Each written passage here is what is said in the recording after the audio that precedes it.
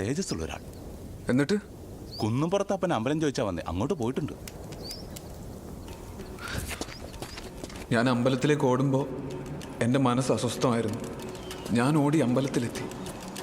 അവിടെ നിന്ന് നോക്കിയാൽ ദേവയാനയുടെ വീട് കാണാം. ഞാൻ ഭയന്ന് തന്നെ സംഭവിച്ചു.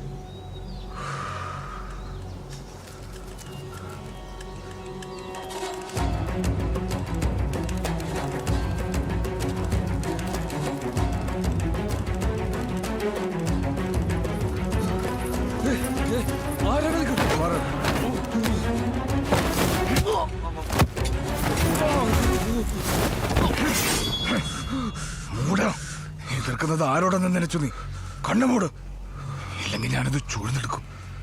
എൻ്റെ കണ്ണ് ചൂഴ്ന്നെടുത്തോളൂ. ദേവയാനി വെറുതെ വിടും.